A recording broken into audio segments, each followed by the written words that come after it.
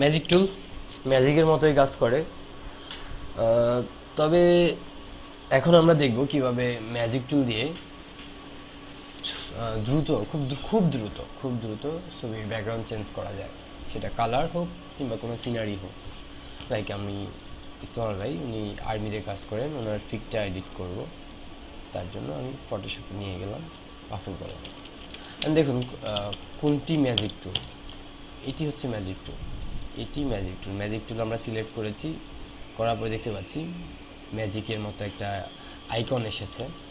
দেন এটাকে আমরা ফিকের যে পিছনে যে সলিড কালারটা আছে, ম্যাজিক টুলের একটা বৈশিষ্ট্য হচ্ছে সে সলিড কালার ছাড়া কোনো কিছু রিড করতে পারে না। লাইক আমি যদি এখানে দিই, সে কিন্তু পুরো অংশ শার্টটাকে সে সিলেক্ট করতে পারেনি, কিন্তু আমি যদি এখানে দিই সে পুরো ব্যাকগ্রাউন্ডটাকে সিলেক্ট করে ফেলছে।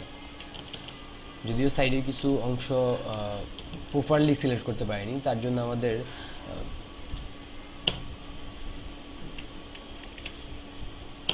টলারেন্স বাড়াই দিতে হবে। লাইক 50 দিলাম। আমরা এবার যদি ম্যাজিক টুলটা প্রয়োগ করি, এখানে দেখতে পাচ্ছি হ্যাঁ সিলেক্ট হয়ে গেছে। এরপরও যেটা করতে পারি আরও প্রপারলি টুলসটার ইউজের জন্য, টুলসটার ব্যাকগ্রাউন্ডটা সিলেক্ট করার জন্য আমরা শিট ধরে প্লাস চাপতে পারি। এই প্লাস চাপার মানে হচ্ছে সে বারবার এখানে সে ম্যাজিক টুলটা প্রয়োগ করছে, আর যখন বারবার প্রয়োগ করবে তখন সেই প্রথমবার যে অংশটুকু সিলেক্ট করেছে দ্বিতীয়বার তার থেকে বেশি কিছু সে সিলেক্ট করার চেষ্টা করবে, যতটুকু তার সাধ্যের মধ্যে আছে। অ্যান্ড আমরা দেখতে পাচ্ছি সিলেক্ট হয়ে গেছে। এখন আমরা এটাকে কি কালার দিতে পারি? Red colour. সেক্ষেত্রে আমাদের রেড কালার সিলেক্ট করাই আছে, অল্টার চেপে ডিলিট দিলেই হবে, কারণ রেড কালারটা উপরে আছে। হয়ে গেছে। আবার আমরা যদি গ্রিন কালার দিই, গ্রিন কালারটা সিলেক্ট করে নিতে হবে এখান থেকে। দেন গ্রিন কালার, এখানে অনেক কালার আছে, গ্রিন কালারটা সিলেক্ট করে নিয়ে দেন অল্টার চেপে ডিলিট। হয়ে গেছে। হোয়াইট রাখতে চাই, সেক্ষেত্রে হোয়াইট, কারণ হোয়াইট নিচেরটাই সিলেক্ট করা আছে। আমরা কন্ট্রোল চেপে ডিলিট দিলে হোয়াইট হয়ে যাবে, কন্ট্রোল ডিলিট, হোয়াইট হয়ে গেছে। ফাইন। এবার আমরা দেখব কিভাবে এখানে সিনারি আনতে হয়।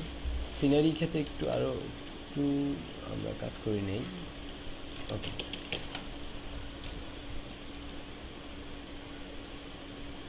সেক্ষেত্রে আমাদেরকে লেয়ারে লক থাকা যাবে না, লেয়ারের লকটা খুলে নিতে হবে। লেয়ারের লক খুলতে গেলে আমাদেরকে ডাবল ক্লিক করতে হবে লেয়ারের উপরে। দেখতে পাচ্ছি একটি অপশন আছে, ওকে দিলাম, লেয়ারের লকটি খুলে গেছে।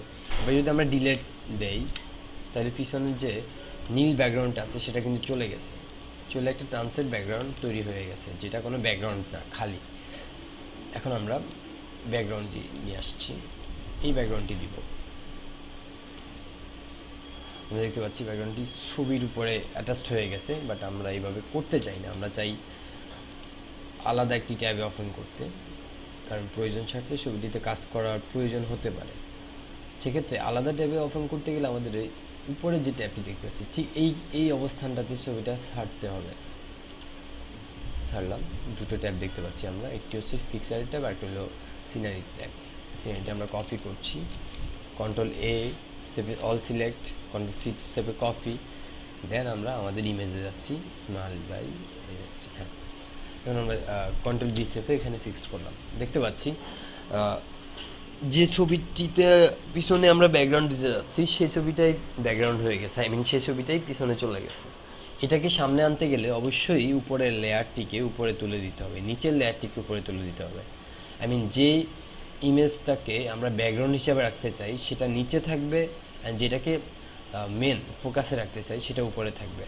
তাই এটাকে টেনে ধরে নিচে নামিয়ে দিলাম, হয়ে গেছে। এখন দেখি আমরা উপরে কিছু খালি অংশ রয়ে গেছে, কারণ হচ্ছে আমরা যে ব্যাকগ্রাউন্ডটি এনেছি সেটা সাইজে খুব একটা বড় না বলেই আমরা দুটোভাবে করে দিতে পারি। এখানে ধরে টেনে দিতে পারি, সেক্ষেত্রে ইমেজটি লম্বা হয়ে যাবে।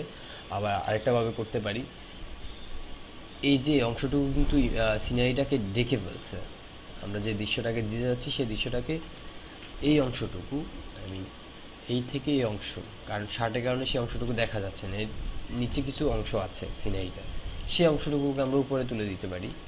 তার জন্যে এই মোড টুলস নিয়ে ধরে উপরে তুলে দিলাম। দেখতে পাচ্ছি খুব সুন্দর ব্যাকগ্রাউন্ড হয়ে গেছে।